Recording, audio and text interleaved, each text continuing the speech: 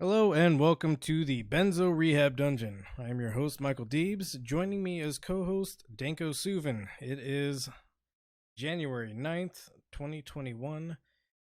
The world is fine and everything is good. Danko, how you been, buddy? Hallelujah. Hallelujah. That's all I gotta say, brother. It's just, everything is in God's hands now. That's all I can say. Yeah. All I can say. Cool. Things keep getting, what's the word that I'm looking for? Gooder. Gooder? Gooder? I mean, I feel gooder and gooder. I feel more validated as time keeps going on. That's fair. And validation wasn't ever what I was trying to go for. Yeah, you never... The Shakespearean fool never wants to be right. Yeah. No, precisely that. Man, it's been a pretty slow news week. Yeah, I mean it's chill. I mean, we probably shouldn't even be doing an episode this week. I mean, yeah, we strongly considered taking the week off, but you know, in the interest of all three of our Patreon supporters, we figured we might as well. So a slightly interesting thing happened this week where a gaggle of completely directionless maniacs stormed our capital. And oh, you mean the Antifa guys? Yeah. Which is funny that you mentioned that Antifa did this, because that's an opinion I've heard out in the wild. Yeah.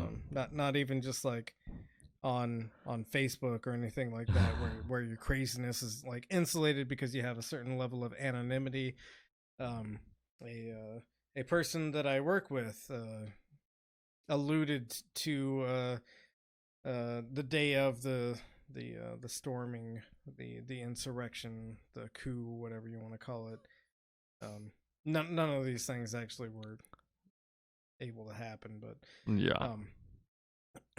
The sitting, the ball tasing, yeah, the ball stomping, the being treaded upon. Yes.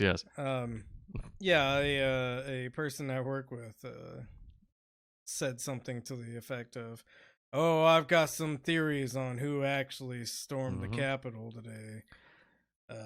That's that's something that I've been dealing with. Someone in my family has been saying the same kind of thing. Oh, right? Interesting. Yeah. Where it's you know, these people are all Antifa, but also within a minute of claiming that, also clarifying that Biden never got crowds this big. Yeah. So it's the same thing that we've seen with Antifa this entire time, where you know, they're weak little soy boys, but they're also super soldiers trained and funded by George Soros, who are going to take over America. Right. It's Schrodinger's Antifa, I guess. I wonder if, like, have we talked about any kind of theorist or theorists that have talked about that kind of Schrodinger's individual thing, where they're both very weak and very strong? Like Umberto Eco may have mentioned something like that. Yeah, Umberto Eco for sure. Yeah, this is a common strategy from fascist thinkers. But to be fair, I'm seeing this shit come from everywhere right now, where everyone is thinking that everyone else is very strong and very weak at the same time. That's just like that's the soup we swim in. But still notable that it is one of the defining characteristics of fascism. It's just interesting that everyone's like that now. Yeah, no, it's for sure. There's a lot of really, really bad opinions swirling around this entire thing. Is it Deleuzian microfascism thing we talked about before? Yeah. Mm-hmm. Okay. Anyway. So that happened. It did. It did happen. Bad dumb man sat at desk. For sure. Yes. Nancy Pelosi desk no longer holy. Yeah. Because that has been a funny term I've seen thrown around as desecration. Yeah. Or this thing has been desecrated. I made a somewhat drunk post the other day that talked about, like what this actually means. I think maybe you disagree with some of it, maybe you agree with some of it. I don't know, but this this idea that like the Capitol building is some holy fucking sanctuary that hasn't been responsible for horrific things in the past, and then the other thought that somehow a bunch of fucking idiots like storming the building and like getting in front of the lectern and saying, "Hey, Trump won," is gonna somehow like change things. Right. So there's a lot of like really dumb conflicting ideas here. Where I mean it's I haven't felt this conflicted about anything in politics in a long time, because it's like you can't tell me that this isn't either, and it can be both, but either fucking cool or hilarious. It's definitely hilarious. But it's also horrifying, right? Yeah, because of the people that are doing it. Right. And so that's that kind of where I fall in this is, I made a couple of this in no regards whatsoever was ever going to be a real coup, because it's being led by people that have no idea what they're fucking doing. Right. They're completely directionless. They're just flailing impotently against a system they don't understand. They've been duped essentially into believing that somehow storming the Capitol building was going to convince everybody that they're in charge now, or Trump is in charge still. Right. I mean, in a way, it is still a bizarre indirect coup, and one that's been happening for a couple decades now, right? Which is that this is the culmination of several decades of white supremacist. Right. That's not even what I'm talking about, though. Which is that this is the culmination of a couple decades, if not longer, of essentially psyops oriented around establishing more and more of like a security state, right? Mm-hmm. We're slowly just going to become Alex Jones on this because I guess he's right now. But where the friggin' MAGA's gay, where we, rather than a coup where we get Trump in power for another 4 years, I guess. It's a coup where not only does the security apparatus is it going to gain more power through like a new form of the Patriot Act after this? Like, absolutely, that's going to happen. Yeah, for sure. But also all of the fucking lib shitheads who.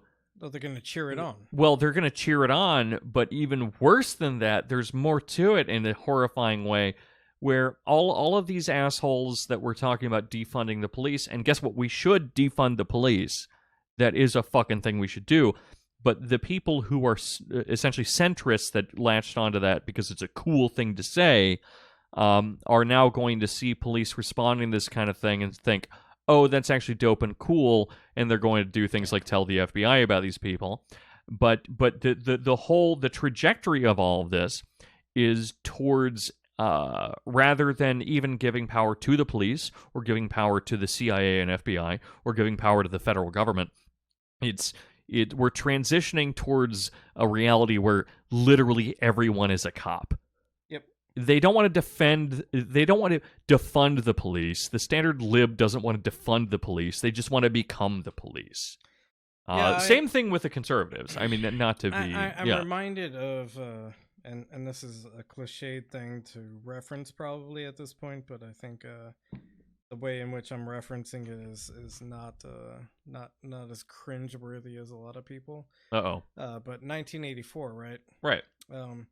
One of the lines that stuck out to me the most in 1984 was something to the effect that this beetle-like person, this insect kind of like person who, doesn't necessarily think that the institution is right or wrong or anything like that, but has a directive to rat out somebody else, and therefore, because they just have that directive, will do that.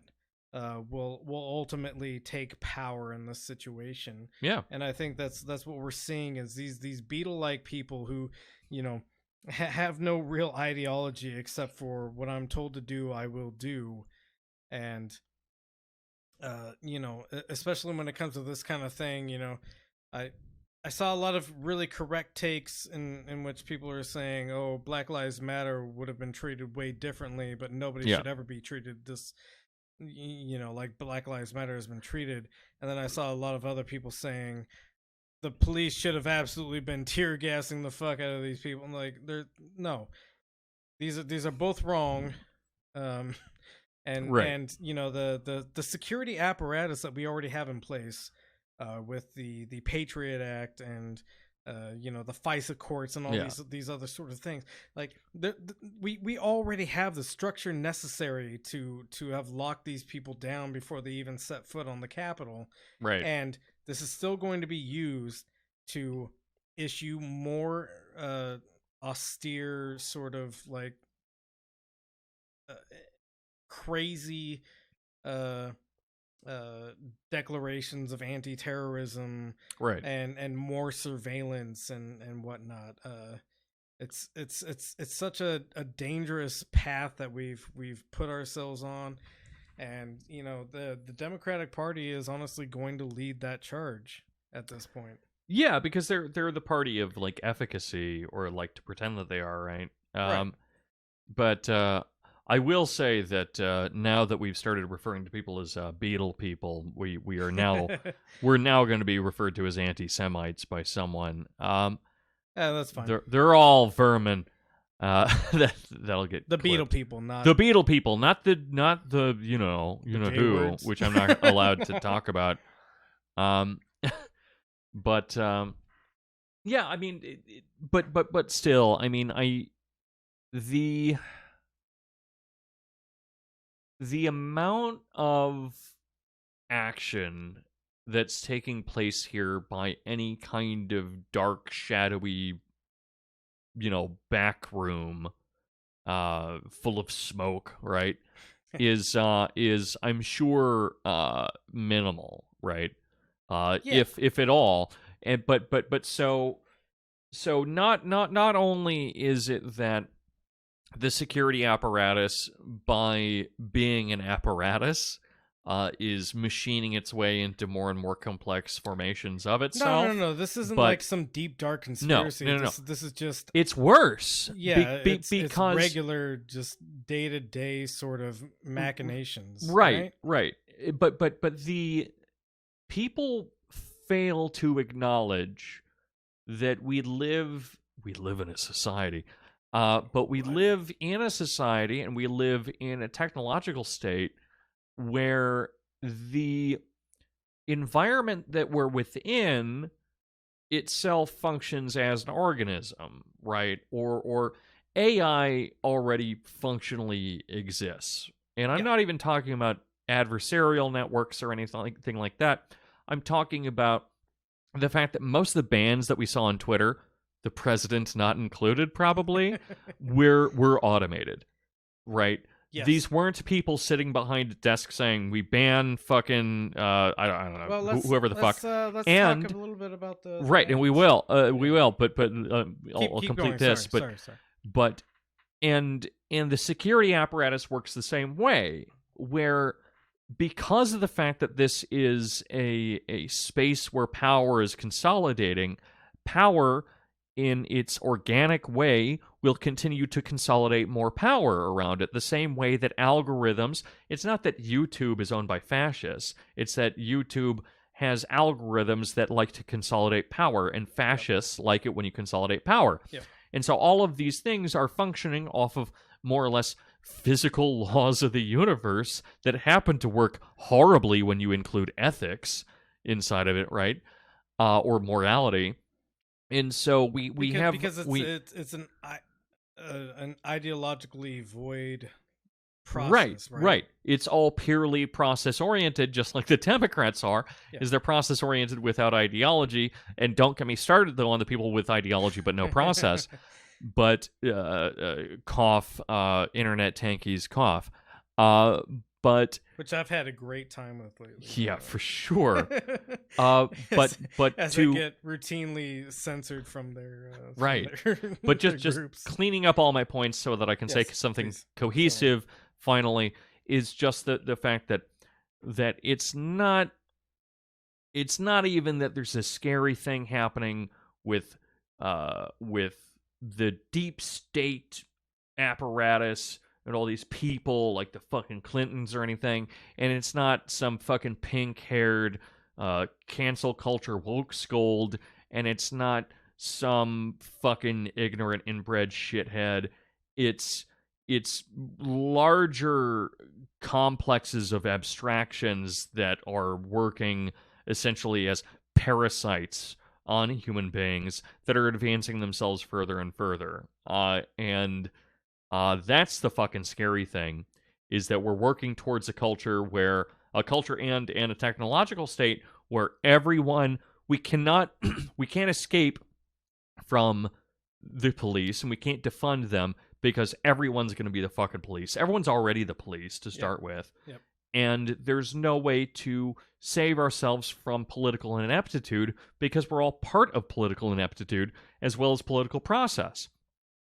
And how the fuck do you fix that? I don't fucking know, but we need to become more aware that that's actually what's happening and not some group of shithead boomers or some group of college students that don't know what they're doing. Like, this is insane.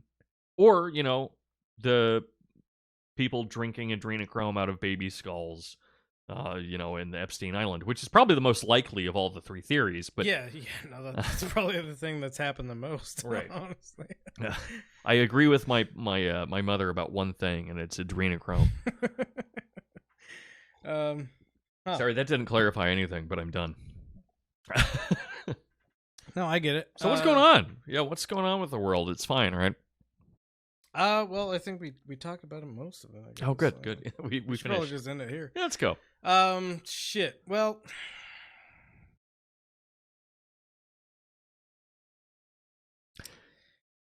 which way do we want to go? Do you think Trump is going to get impeached over this? But actually, more important than any kind of question about process, I'm just wondering if, because I mentioned the security apparatus so much, sure, maybe there's some way for the CIA to like rebrand themselves in a way that's comical or pornographic or grimy, maybe grimesy, perhaps. What do you think? Maybe the CIA can find its way through this and become the good guy again. Yeah, let's So the CIA did this really cool rebranding thing. Right? See, it was a joke, guys. Did you see that it was a joke? Let's just pull up CIA.gov. Fuck yeah. Let's just take a look at it. It's good. Look at that. Hey, what does that guy look like? I don't know. That's the thing. That's actually the thing, is I don't know, because he looks like a stereotypical Latinx person. He looks like he could be Middle Eastern. Yeah. He could be he could be anything. He's an ambiguously here's what happens ethnic when you person. it. Is let's try again. Okay, let's do it again. He doesn't pop up every time. There we go. Oh, a black lady with beautiful hair, actually. Yeah, no, she's very big gorgeous. hair. She's gorgeous. Yeah. I mean, that guy was handsome. She's gorgeous. We got another also black very person. good-looking black man. Yeah. An Asian lady. A black man again. Oh, there's more. There's more. Oh. I promise. He pops up more than most. Are you? There we go. Oh, she's beautiful. She's gorgeous. Some Latinx person. Absolutely. All of these people are beautiful. Are you telling me that there aren't any white people? Is that what you're complaining about? Is that the whites are being pushed out of the CIA? I wish there was more white representation in the CIA. Nice. So she looks like she could either be Latin or like Persian or something. Middle Eastern, Persian, something like that. Yeah. There we go. We found the white. Oh well, no, he has almond shaped eyes though, so he's white, but he might be He's mixed. got a little bit of ethnicity. So I'm just saying that he's got no fucking jaw though. Are you telling me that the CIA is committing phrenology? And now we are by proxy. See, we've become the cops. Oh, god damn it! I think there's another one in here somewhere. There's one of them in here somewhere. Another one of them. Oh man. Anyways, I feel like it's no coincidence that let's right before Joseph Robinette Biden takes office, after promising that he's going to bolster the intelligence community. Oh yeah. That the intelligence community is rebranding itself as this very diverse woke group of individuals who just want to commit a little bit of espionage. I will say one thing about their representation here. They picked very attractive people. Well, they did. I mean, we've made note of that, and I am sorry for making such note of it. I'm just very lonely. I'm so sad. But there's one type of people ever since we said we were lonely. It's all women now. Yeah. Up, yeah. There's one type of person. They're listening, dude. Look at this. There's one type of person I'm still lonely. that is strangely missing. What kind of person is that? In the words of those that I admire most, where are the white women at? That is something that is missing. You see, I didn't notice that. Oh. Which honestly, that's great. I forget who made a joke about this. I feel like it was Nick Mullen. Probably it probably was, but the fact that we will soon have a POC a woman president. Because Biden's going to die in 3 days? Yeah. Not by our plans. We have nothing to do with this. No. If Joe Biden dies in 3 days, it's not because of Kamala. Or Kamala. Kamala. I don't fucking care. I can't do it. I don't know how. Pretty racist of you, bro. Yeah, that's what it is. But as soon as we get Kamala... Did I do it right? Yep. Okay, Kamala as President of the United States... The white women will still desperately want to elect a white woman president, but they'll never be able to ask for it. Because you can't say, well, we've already had a woman, but what if we had a, what if the woman was white? We need a white. I'll tell you exactly what the argument will be. Oh, yeah. Okay, cool. Kamala, if Joe Biden dies and Kamala becomes president, will not be the first elected woman president. Okay, fine. And so the argument from the people who want the first woman president to be white will be that it will be the first elected woman president. To be fair, I'm not saying that these people want the first woman president to be white, just that they would want a white woman president. At some point, I feel like not necessarily the first. I mean, they would probably get a little happy that person happens to be the first. Yeah. But they'll do whatever they need. Anyway, I feel like digging into a hole there. What's next? So yeah, the CIA is trying to look woke as Joseph. They are. Joseph Biden is by keeping the white women out, as a slight, I think, against Hillary. I think there's and we won't go too deep into this because this is a little bit in the conspiracy realm theory. Well, I already said that we live inside of an AI, yeah, so fair enough. I don't think it's surprising at all that the people that they've chosen to put up on their site are Latin American looking, Middle Eastern looking, African looking people. When it comes to things that the intelligence agencies are going to be looking at over the next couple of years, you have we don't want to invade France. we're not looking to go into Europe and fuck up their economies or anything. What we're looking for is a crushing of the leftist movements in South America. I've hypothesized a war with Iran that I think is on the horizon. So that's where you would want Middle Eastern looking people. In Africa, you have China doing a bunch of not to say that China is doing this for altruistic reasons. They have very clear financial reasons for doing this, but China is investing heavily in Africa and African infrastructure and whatnot, because they want to harness the resources that are coming out of Africa. Yeah, that's goddamn geopolitics, friend. Absolutely. So there's all sorts of reasons that they want people who look Asian, people who look Middle Eastern, people who look Latin American. I just realized that the one white guy, he could very well be South African. No, I was thinking because of the eyes, because we are, again, I will remind you, phrenologists here. Yes. We're measuring skulls and eyes, and but he could very well be a Sami or some kind of northeastern Scandinavian Ruski type person. He could be he could even be from the Balkans, God. All of which are spaces that we would never inspire any kind of conflict. But yeah, I mean, of course, they want to attract more people that would happen to engage with any of their current interests. Yeah, current and future. Well, yeah, and just in general, I mean, some of the headlines I saw were that the CIA is worried that it's just a bunch of old white dudes. Right. I mean, that's what we picture, right? Yeah. Is it's a bunch of old white dudes, and then there's like one buff white dude that happens to know how to karate kick.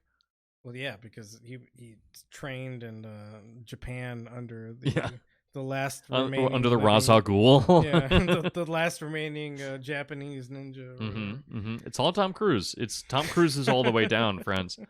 People think it's Turtles. No, Tom Cruise. Shit. So where we go from here, I guess. Just click straight down, buddy. Yeah. I mean, there's another CIA thing. What is that? Is it the same shit? Oh yeah, no, it's just a different thing about the CIA. Is she not wearing? Oh no, there is a shirt. I was like, that is not how someone should dress. She's risky as shit. Yeah. There we go. This is one I want. Oh man, we got Joe Biden. That is a bad image of that man. Yeah, it doesn't get better. Looks after you listen to this video. All right, let's do it. Let me make sure the audio levels are okay. Audio levels are okay.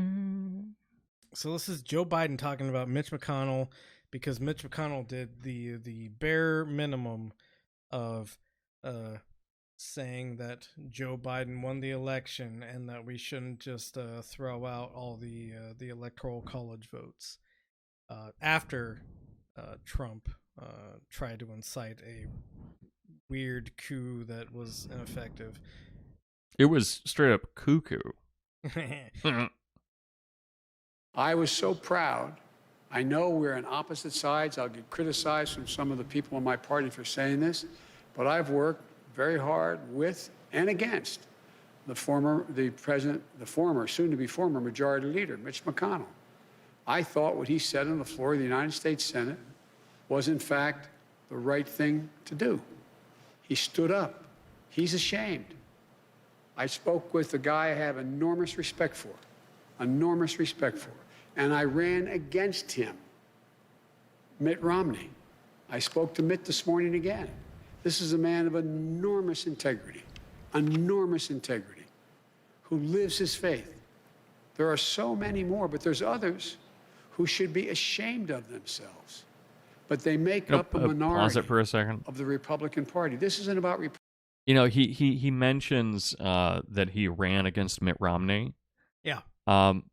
Joe Biden has been running for so fucking long, he's ran against everyone in the Senate and Congress. You can say that about anyone in the fucking universe. I think he's ran against me. I'm not aware of it, but it's happened.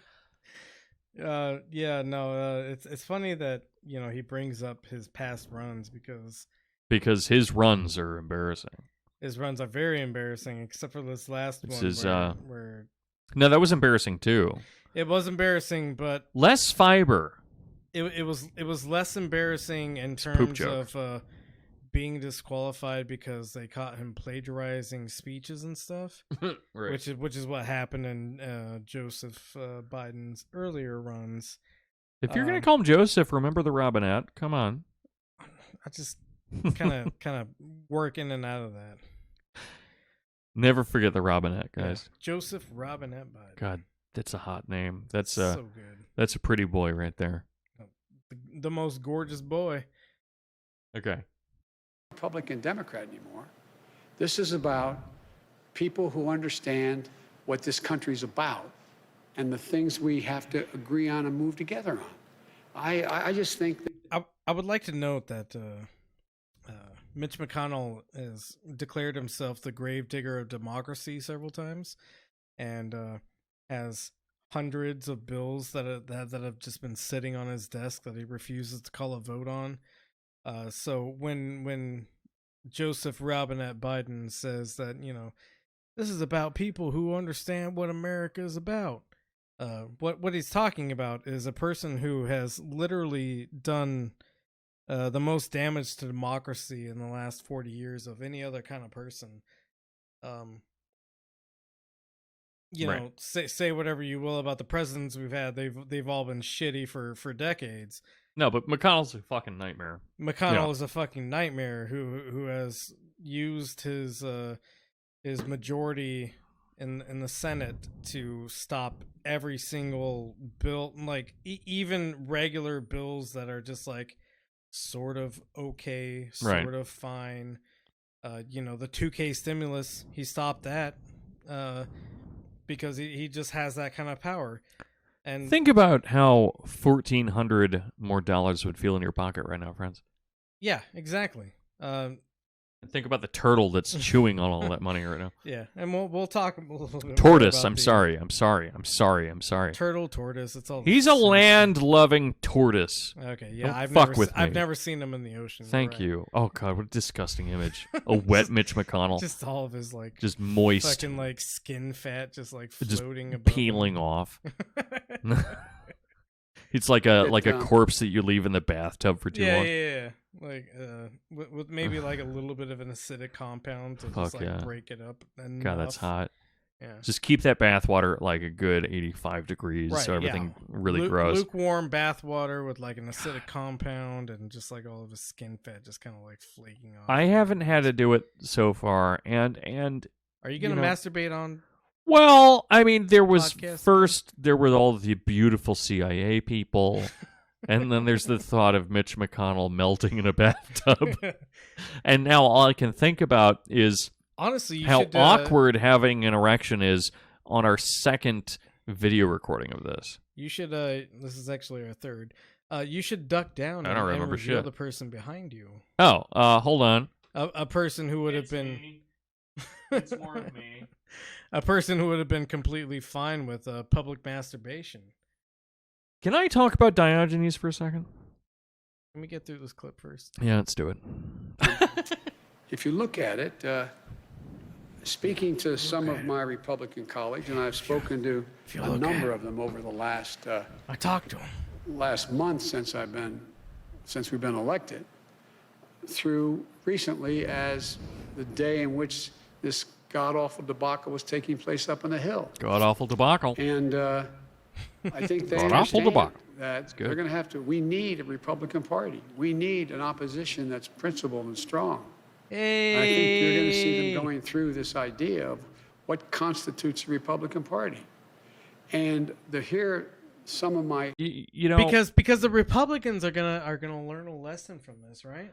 What's so funny is this is like Biden is essentially saying like a Zizek take right now, where no, he totally is. He's not aware of it. He's not aware of it. Sure. But it's this whole idea that the government exists as like a libido managing patriarch that stands in front of you when you want something and then manages your out of control desires. And he himself is saying, well, the Democrats need a principled opposition because he wants to make sure that all the crazy shit that Democrats want, that the Republicans can temper that, you know? And not just from like a we don't want any one party to be in power kind of way, but I think it genuinely is from that kind of psychoanalytic space. Not that he knows psychoanalysis, but psychoanalysis describes something that's real, and he happens to be aware of and engaged in it, but he's realizing that he needs a repressive structure in order to maintain his own existence. And I think that there's not to be I mean, you can't be an armchair psychoanalyst, right? Only armchair psychologist. So I'll armchair psychoanalyze as much as I want. But like the issues that he's had with his sons, especially one of them who happens to be a little bit more libidinous than most people. Who happens to still be alive. Yeah. Who happens to still be alive. The other one is libidinous or was libidinous in a certain other way, perhaps. Not to speak ill of the dead. I don't mean that as an insult. No, it's okay. But, I mean, I'm certainly more libidinous than most people that I know, which is why I'm masturbating right now. But with none of your hands, which is none of my amazing to me. It's Kegels, brother. Yeah. You just gotta in awe right now. Just okay. No, keep going on. Yeah. No. I hope it didn't break anything up. You mentioned my phallus and you broke my psychoanalysis point. But he is aware of the fact through his own children, and by, I'm sure, his own engagement with reality, that the libido can run out of control, right? Mm-hmm. For sure. Biden is terrified of an out-of-control libidinous instinct of any sort. He wants instinct, to if you will. be libidinous. Hey! That's actually very funny. Got him. but oh fuck. But he wants to be daddy, but in a different way than Trump, right? Because Trump is pure libido. He wants to be good papa. He wants to be good papa in the sense that still understands that papa has to hit some kids every now and then. Well, not even hit. That's the crazy thing, because it's a different form of criticism. And again, to bring up Zizek, because I know not all of the listener is greatly integrated into theory, and some of them very much are. But Zizek talks about the types of fathers that can exist in a kind of an archetypal kind of sense, right? Right. Yeah. And how there's the father that tells you must see your grandmother right fucking now, or I will beat the shit out of you, kind of thing. Versus the one that says, well, you should see your grandmother because it would just matter a lot to her. And you know that you want to see your grandmother. you do want to.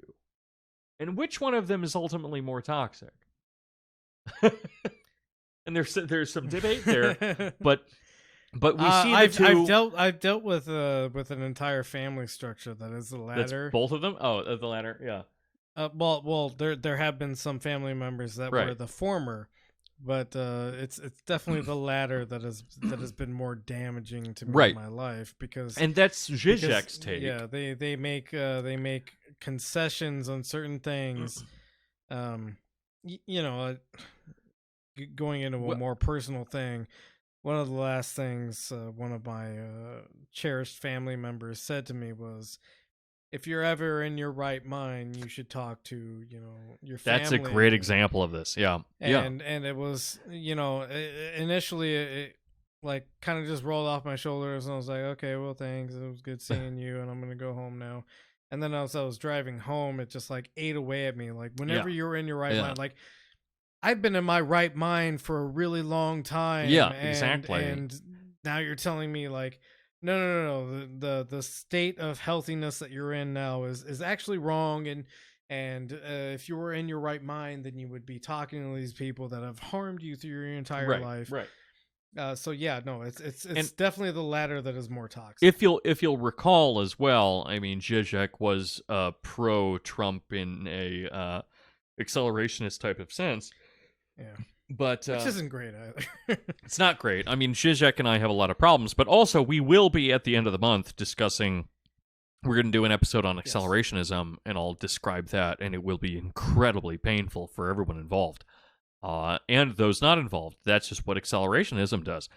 But the reason that Zizek feels that the Trumpian aggressive beat your ass father is less troubling in certain ways than the Biden-esque, oh, but you love your grandmother kind of father, is because Biden convinces you of this, whereas a Trump reminds you that you hate your fucking father, right? Yeah, and you're going to rebel against him, and you won't see your fucking grandma because you don't care, right? When Trump says "see your fucking grandmother," you're initially resistant. Fuck you, old man. Yeah. You don't know me. I don't fucking like you. Get away from me. Yeah. You don't know me. I don't know you. That's my purse. Yeah. What's the whole quote there? What's the? No, that's it. That's my purse. I don't know you. Yeah, that's right. Yeah. I don't know you. That's my purse, and then you kick them in the nuts. Anyway, so dope. Biden seems cool and chill, and he's gaslighting everyone and letting us know that Mitch is a cool dude. Which, you know what? Thank you, Mitch, for not helping actively to collapse democracy, I guess. I mean, honestly, from Mitch, maybe that is a win. Maybe it is. No, it's not. I think it is, but honestly, it's not a win that's worth thanking anyone for. For sure, you know? not thanking anybody for. I don't thank someone for moving out of the parking spot they're triple parked through. It's good that it happened. It's good that they left the 3 parking spots that I need. I have a more poignant maybe metaphor. Fuck for that. You.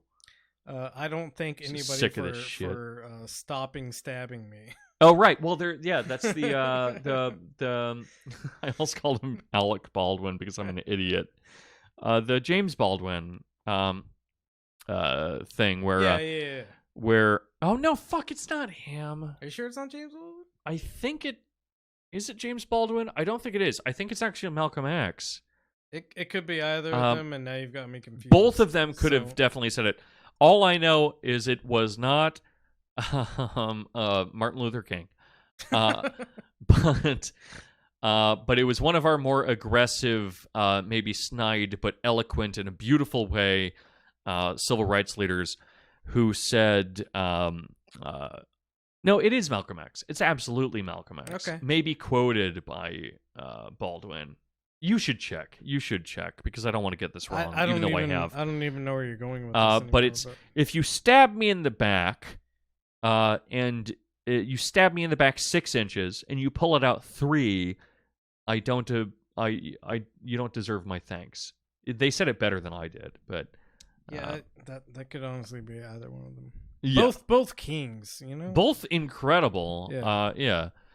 If you listen to Baldwin speak, and Baldwin is so eloquent and beautifully spoken, but anybody who wants to engage in any kind of leftist politics should listen to a lot of them. Totally agreed. But if you ever listen to him speak and you suddenly get bored of it, you should give up on being alive.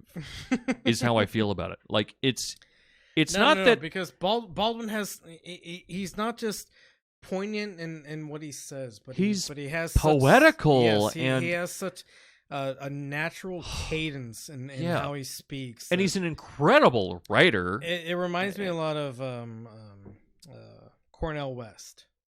When Cornel West speaks, you can't help but feel a thing inside of you, Yeah. I see what you're saying there. Yeah, James Baldwin has that same thing. Like they have completely different styles of speaking, of course. Yeah, very different. When both of them speak, you can't help but feel something inside of you, and it's a spiritual thing in a lot of ways. And I'm beginning to learn that my resistance against spiritual things is not like a good strategy. Oh fuck yeah! Time mentally. To read some Blake. Right now is the perfect time to start reading Blake. I swear to God. No, for sure. But I'll get around to that. But Baldwin, the most,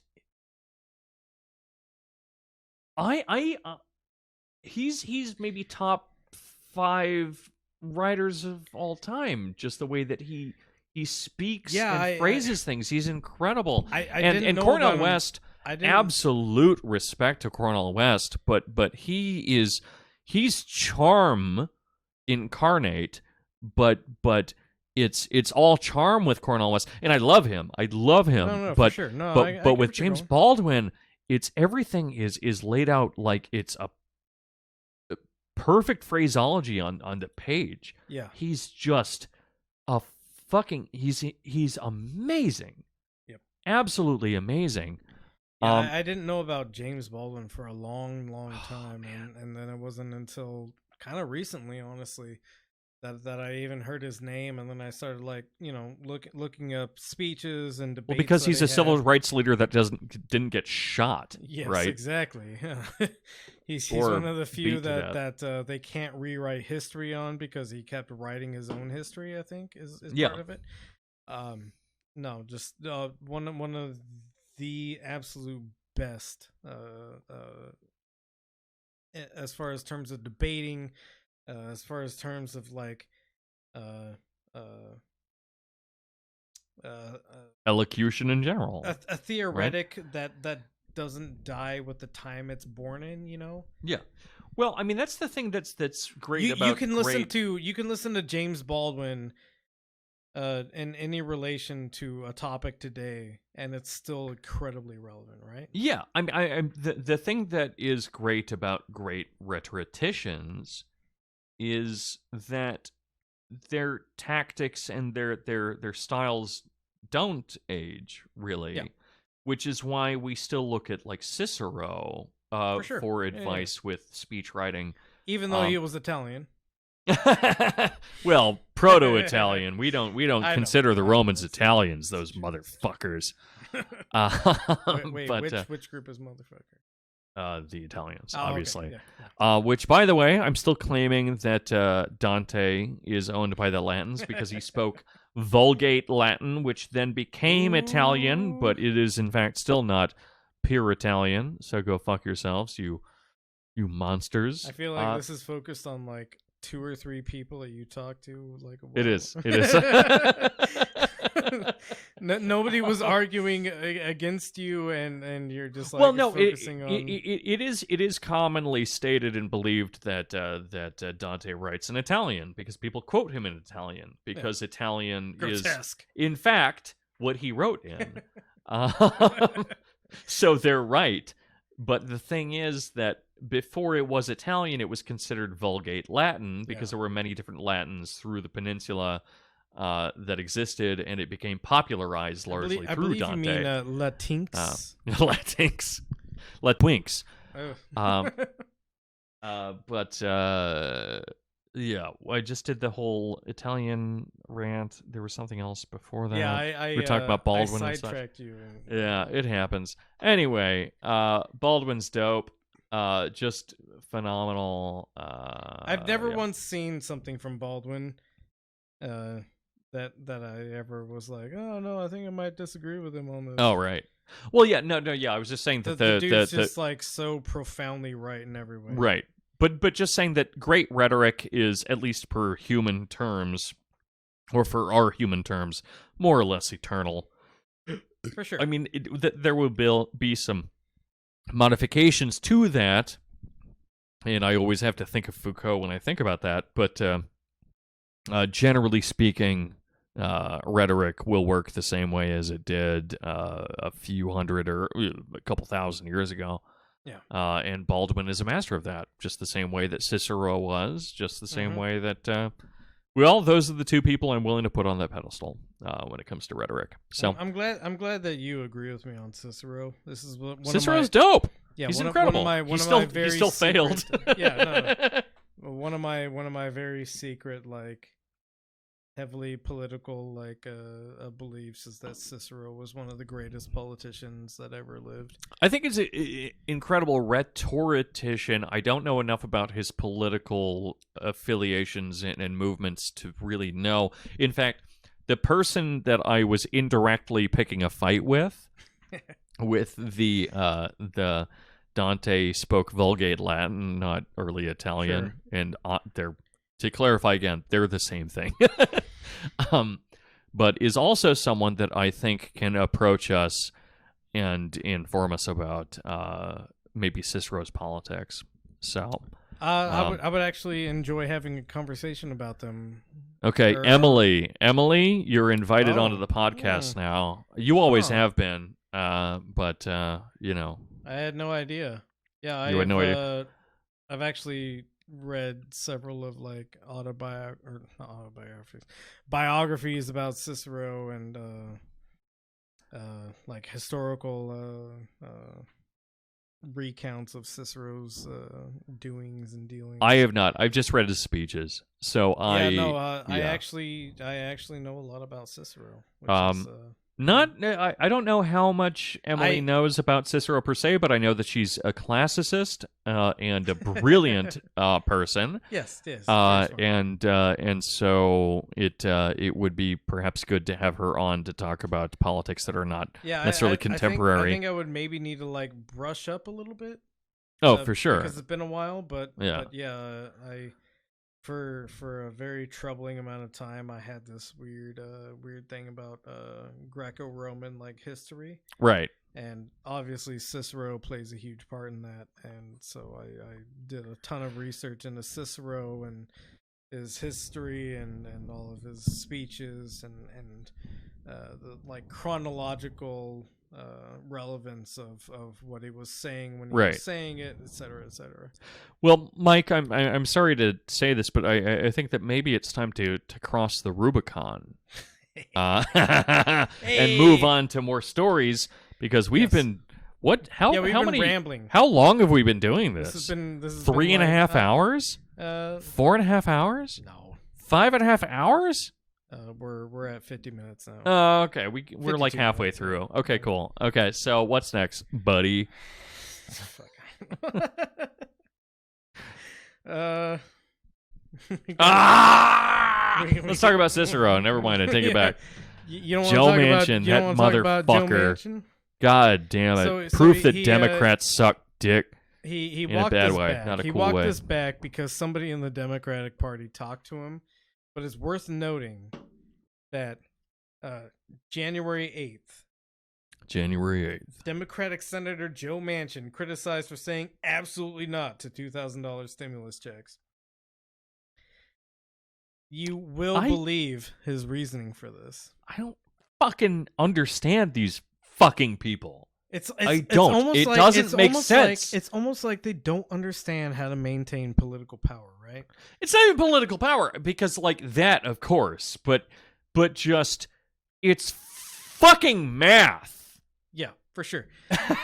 Let's go ahead and go into a statement. All right, sorry. Senator Joe Manchin. Manson. Let's call him Joe Manson. Yeah, Joe Manson. Key Democratic lawmaker said he will not support another round of stimulus checks, saying there are more pressing matters at hand.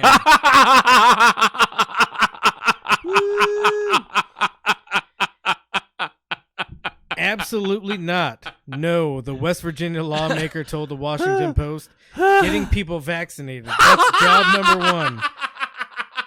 The vaccines that'll totally be for free for everyone. Could not be assisted by the stimulus checks. How is the money that we invest now going to help us best to get jobs back and people employed? And I can't tell you that sending another check out is going to do that to a person that's already got a check. Let me. This will be quick, I promise. But I don't care if it's not. This will be long, I promise. I've said it before. It was a lie the first time. If you spend so much time that Joe Manchin accidentally dies during our talk, I'm fine with it. Yeah. Okay, so when people talk about research and development inside of pharmaceutical companies, sure. They're talking about something that doesn't fucking exist. Nope. Right? The United States government... Just to help, I guess, reinforce this point, I literally worked for a pharmaceutical company for 2 years. Right. So he's additional ethos to this. I completely agree with you. But it doesn't exist. Pharmaceutical companies more or less take the patents that the United States government puts together because they do research and development through things like universities that we want to defund. And produce things like these vaccines. I don't know exactly which scientist came up with either of the vaccines, so I need to look deeper into that. But my money is on it not being someone that is sitting inside of Pfizer laboratories somewhere. My money is that it is someone at some fucking university. Maybe I'm wrong, but generally speaking, it is the case that this is government funded. And it's definitely government funded, but government owned even. But even if it is Pfizer laboratories, it's still funded by the government. And the other thing to tack onto that just really quickly, even if it's not directly government funded, even if it's not a government funded researcher, pharmaceutical companies get huge tax breaks. Oh yeah, and from the government, and so do they need our roads? Yes. Do they need our regulations? There's all sorts of. Do they need all sorts of other things you can draw from government that compound into the success of these pharmaceutical companies. Right. But ultimately, like, even if it didn't directly come from a government, even if they lived in some kind of island, even if they were completely isolated from all of that, like the amount of tax breaks and government funding equates to payment. Pharmaceutical companies, it's literally in general. Yes, it is literally payments for what they do, and all of them benefit from this. And to compound that is the fact that if you give everyone in the U.S., especially poor people, $2,000, and they needing to be alive by having food to buy things, and rent and shit, and then buy stuff they don't fucking need, even PS5s, dildos. I don't give a fuck. Hey. There is sales tax on that shit, you stupid fuck. A dildo is a and real need. And guess what? If they spend it in Nevada, where there's no fucking sales tax, guess what happens to that money? It generally either gets put into some fucking fund somewhere and is never seen again, or moves into the wider economy and then gets recouped into sales and income tax. And because of that, all of this fucking money is what pays for the fucking vaccine, you fucking dumbass. Give everyone $2,000 and pay off the fucking vaccine, you grimy fuck. I'm done. It's fucking math. It's not, like, you can't avoid it. It's not some ideological thing where I think that gays can't get married because I'm an asshole. And there's no way to fucking prove that I can't be an asshole. Yeah. It's that they're ignoring fucking math. Well, see, the problem is... It's like 11 p.m. and I'm screaming in an apartment. I want to die. We'll work on that. Refill my drink. Yeah. I don't think it's necessarily that. He knows. Yeah, Joe Manchin. He knows. He knows. The problem is that he doesn't want to give poor people money, right? Yeah. Like, because that's what it ultimately comes down to. If you give poor people money, they don't have to sell their asses. Yeah. They don't have to they don't have to vote out of survival. They don't have to do a lot of things that or not vote out of survival. That's more important. No, for sure. Yeah. There's multiple ways to look at it. If you're so poor you can't fucking make it to the ballot box, right? That is guaranteed shit for the incumbent. It is part of the strategy of electoralism. Absolutely. It is also a part of the maintenance of the ruling class. Manchin is I almost want to say that he's the worst Democrat, but then I remember he's up there. He's remember up that there. Nancy Pelosi exists. Nancy Pelosi, yeah, okay, yeah, right. Yeah. Joe Manchin, though, like, I mean, imagine if Joe Manchin was in Nancy Pelosi's shoes. Oh yeah, no, he'd be worse. He would absolutely be worse in that circumstance. Which is shocking to imagine that that's possible. For sure. But so yeah, Manchin is maybe the worst Democrat, followed by Pelosi, but only because of context. Closely by Pelosi. Yeah. One thing I have been seeing, and maybe we should end it after we talk about this. We want to do 2 hours, right?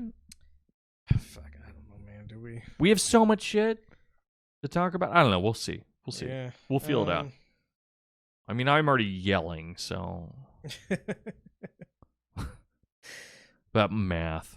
Yeah. So Lisa Murkowski.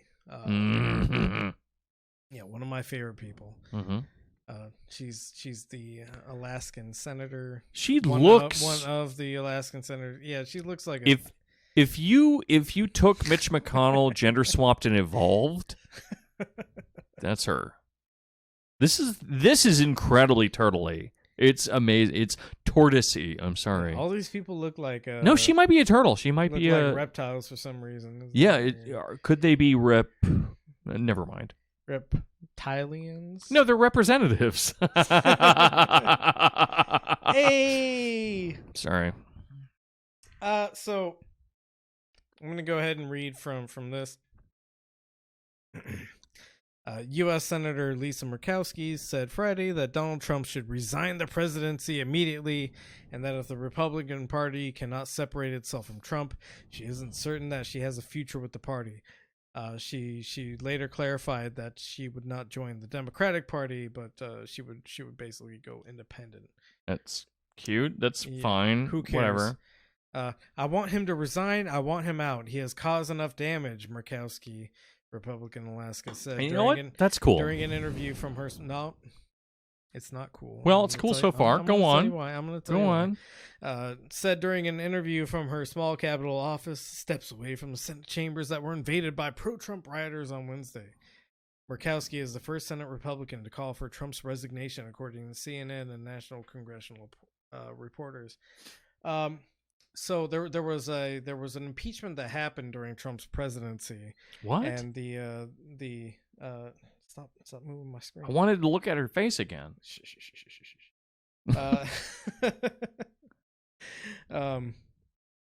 So I'm gonna drag this screen over, and okay, what's going on?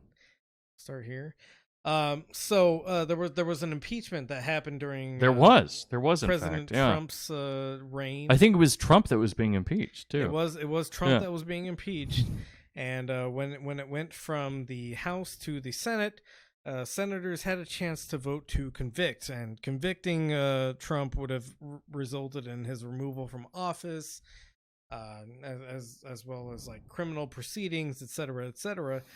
This is one of the key points of Murkowski's debate against that during the impeachment. Okay. The response to the president's behavior is not to disenfranchise nearly 63 million Americans and remove them from the ballot. The House could have pursued censure, not immediately jumped to the remedy of last resort. I cannot vote to convict. The Constitution provides for impeachment, but does not demand it in all instances. An incremental first step to remind the president that, as Montesquieu said, political virtue is a renunciation of oneself, and this requires a continuous preference of the public interest over one's own. Removal from office and being barred from ever holding another office of honor, trust, or profit under the United States is the political death penalty. The president's name is on ballots that have already been cast. The voters will pronounce a verdict in 9 months, and we must trust their judgment. Right. But this is enough time for her to have changed her mind, right? No. Fuck changing your mind. No, we should allow for these people to change their minds. What do you mean? I mean, yeah, we should allow for them to change their minds, but... I mean, what she said here is dumb as fuck and bad and wrong. Okay, but if she's shitting on Trump now, what is the problem? So the difference here is that she's calling for him to resign, right? And there's a difference between resignation and voting for somebody's impeachment. So what she's doing here. This is from the previous attempt at impeaching, not from a current thing, right? Yes, this is from the previous attempt. Yeah. So after all of the wall stuff and the hysterectomies that were being performed on so she was fucking immigrants. wrong. Yeah, agreed. And all the other bad things that he did at the time, she was saying, "Oh no, we can't just like condemn him to a life of political death." She's saying monstrous things. Yes, I agree. Yeah, and now what she's saying is that he needs to resign, right? And what his resignation would mean is that she doesn't have to cast a vote for impeaching him. Has she responded to the calls for impeachment? This is her response to impeachment, is that it's her call. It's her response to the call for impeachment previous. No. This is the old thing. No. Her current. This is current? What you just read? No. Her saying that Trump needs to resign is current. Yeah, but people are calling for impeachment. Has she responded to that? This is her response to that current call for impeachment, is her saying that he needs to resign. Does this say anything about impeachment? Does it respond positively or negatively to that? Because that's what I'm curious about. So because otherwise it seems like a non sequitur. No. This statement has happened after calls for impeachment have happened. Right? Okay, I want him to resign. I want him out. He's caused enough damage. Yeah, and this is as people were saying that Trump should be impeached. So her response to I think there's further contextualization in order to make this make sense or matter, right? Well, let me get to my point here. Okay. People are saying that Trump needs to be impeached again, yes. right? And so Lisa Murkowski's response to people saying that Trump needs to be impeached again is to say that Trump needs to resign. Is that what's... Yes, it is implicitly happening. It is implicitly happening because the idea of impeachment has already been thrown out there, and Murkowski knows that. And so what she's saying is he needs to resign. Sure. And by saying that he needs to resign, she's basically absolving herself of any implication that might be performed through, voting to impeach him, voting to convict him, right?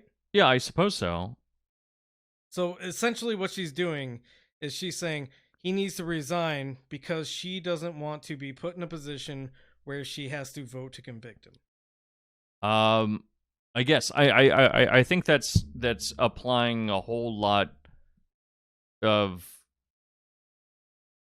thought into context that's not available right here. But yeah, I mean, she seems like she was dumb and wrong and a shithead before, and her saying resign versus impeach is bad.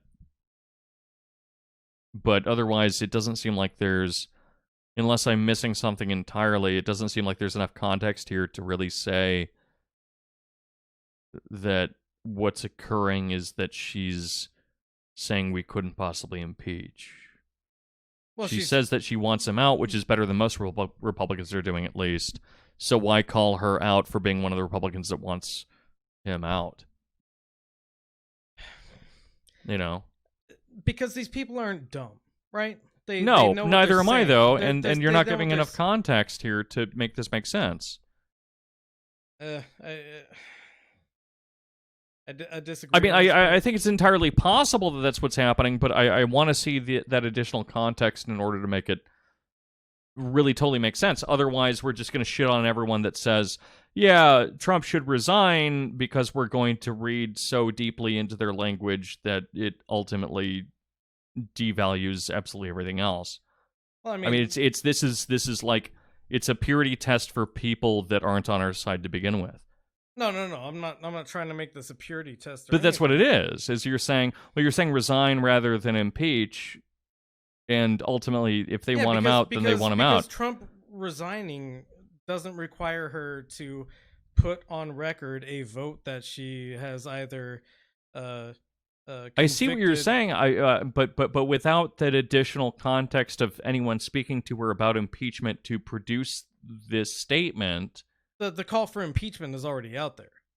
I understand. So yeah. Okay, nobody's Mike, looking directly or in the eyes. Okay, so I was horny 45 minutes ago. Fair. And you want to fuck your girlfriend. Does that mean you don't want to fuck me? What? What I'm saying is that without clarification of the entire context of this, you can't necessarily drop anything else out of it, right? It's just, and it's silly ultimately that we're getting caught up on this, but I just feel like this is ultimately, without additional context, it seems like a non-story. Because, yeah, she wants Trump out. Well, no, this is how Republicans are going to shift on this, right? I'm willing to accept that that's occurring, but I would like to see additional contextualization to see that not just that the thought that impeachment is somewhere in the universe that they can have access to, but that this is in response to that, and not just her saying politically, well, I want him to resign, as her way of saying, well, I want him gone, but I want to be politically ambiguous about it, versus, hey, do you want to impeach him? And then she says, well, I don't want to answer that, right? I just think, I'm not generally someone that's really strongly on the enemy of my enemy is my friend kind of thing, but ultimately we're saying, well, the enemy of my enemy isn't quite saying exactly what I want, and thereby they're not the enemy of my enemy. No. I do get what you're saying. Right. But I think treating these people like they don't understand the political... I'm not even saying not understanding. I'm talking about the context of which this statement is made. I mean, I don't see a context after calls for impeachment have happened. Yes, and it's not like Murkowski doesn't know that those calls have happened. Okay, right? We're not making any movement on this. So what's the next story? Fair enough. We have to have one more story. Yeah. Or else we're just gonna drag it on this. What is Crenshaw saying? Crenshaw's He talks about his little beepy poo-poo penis, or what does he say?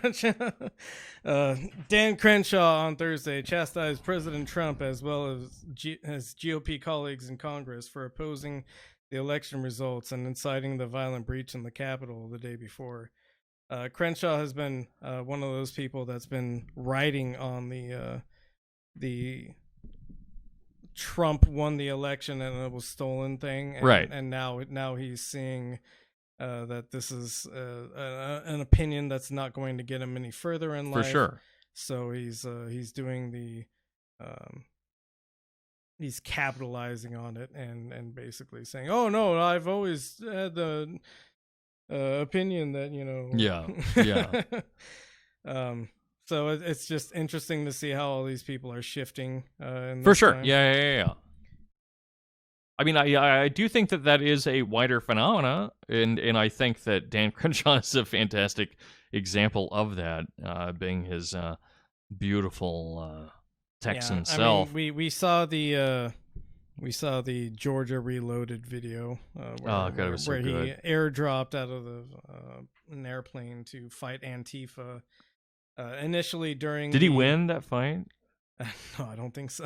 Oh, fuck. Initially they stormed the Capitol, right? Initially during the weird thing that happened on Wednesday, he was claiming that Antifa was storming Congress and not Trump supporters, and then I guess reality got too undeniable for him, so that he had to reverse his opinion. That poor man. Yeah, it must be hard to be Dan Crenshaw. Well, he's dead now. Oh, fuck, no, he's still alive. Dan Crenshaw's still alive. Yeah, no. Oh, what a bummer. Not that we're saying anything should be done. No, I'm not. Yeah. Just it sucks that he's alive. That's all. There are a couple of funny stories. Let's Wednesday, do it. Let's be funny. That maybe deserve talking about. Is this a Proud Boy thing? No. There were 5 deaths on Wednesday. Oh, 5! Oh my God, there was deaths. An additional one. Okay. Yeah, one of them was a Capitol police officer. Oh, fun. I haven't heard any of the circumstances that really surrounded his death. So, a police officer died. Someone tased their balls to death. Someone got stomped while holding a Gadsden flag. Yeah. Those are the 3 that I know. I know there were 4 before. 5 is fun. That's good. Good. So one was a Capitol police officer. One was a guy who was trying to steal a painted portrait of Tip O'Neill. And that's the one that tased himself, right? That's the one that tased himself. The report is that he tased himself in the balls until he had a heart attack. That's so good. I'm prone to believe because he probably had it in his pocket, right? Yeah. So he tased himself and incited a cardiac arrest. Good man.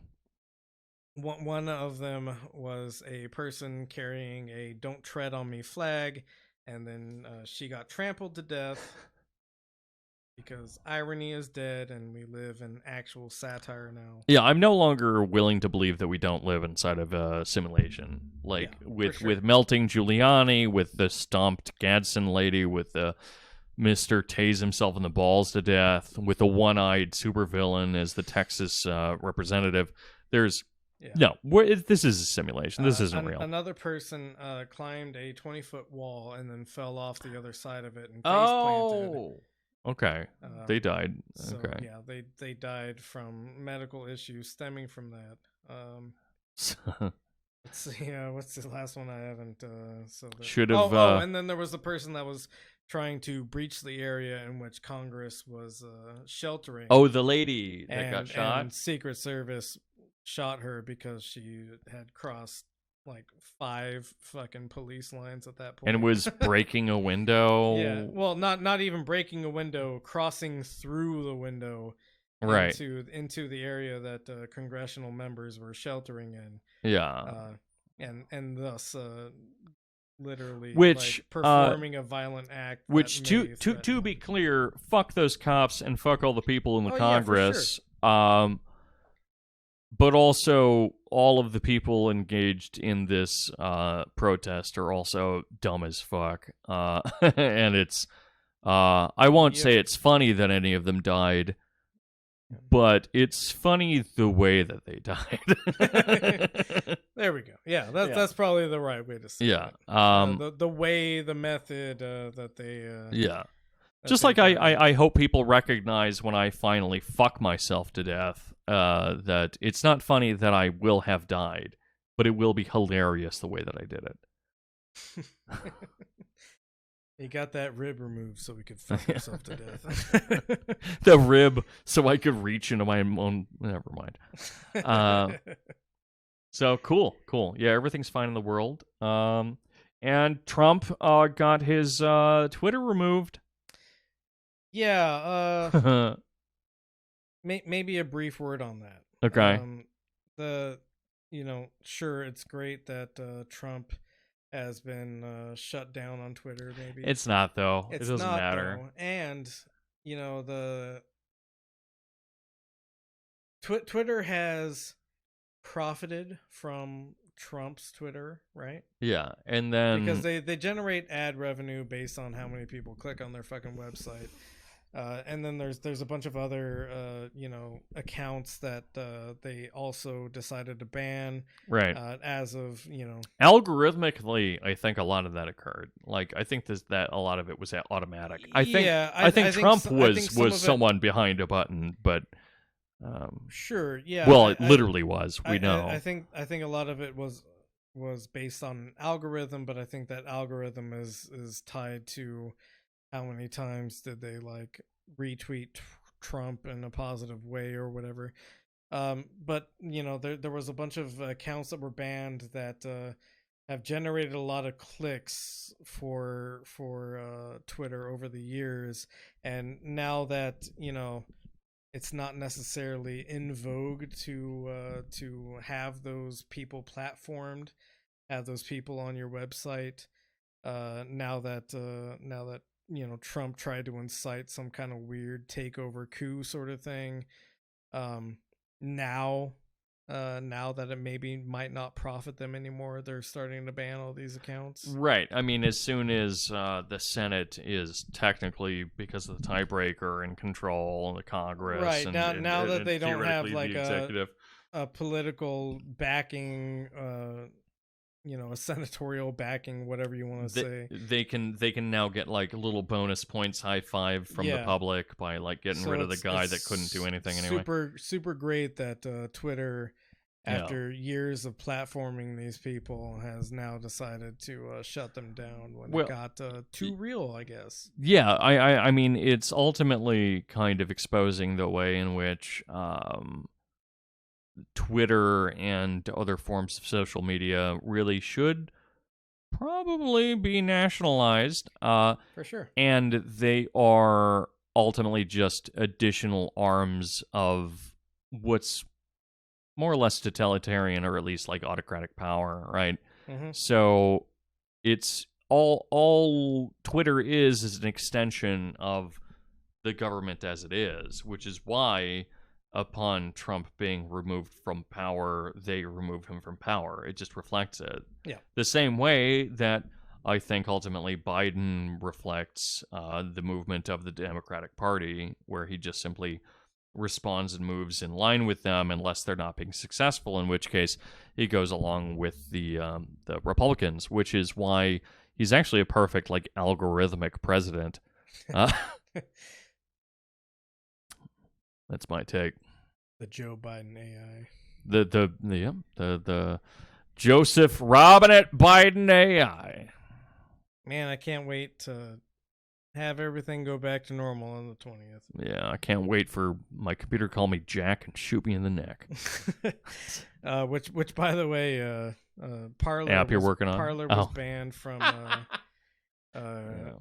Google Play Store and the Apple is it iTunes Store or just Apple Store? I don't know. Whatever it is. Who gives a fuck? Yeah, about this Apple creeps. I don't use Apple. But anyways, it was banned from Google's Play Store and Apple's App Store because people are trying to organize a armed takeover on the 19th, I believe. I've heard the 17th and the 19th. Let's just cross our fingers. Yeah, it'll be interesting to see how that plays out, and whether or not, you know, I don't think it's good that that there's heavy police presence whenever somebody protests, but no, the clear distinction between how leftist movements are treated and right-wing movements are treated is stark. Where you know, there's videos out there. It's easy to look up on Google. Capitol Police like ushering people into the Capitol building. Yeah, literally opening up the gates. Yeah, literally opening up the gates, and then also motioning for them to come in. I mean, have you ever seen Bruce Banner and the Hulk in the same place? No. You know.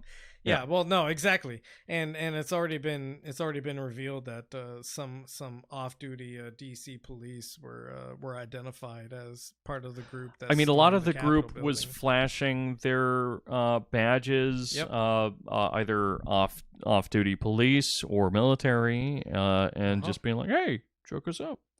So that's cool. That's not a problem. Well, they were treated like friends for a reason, because they are.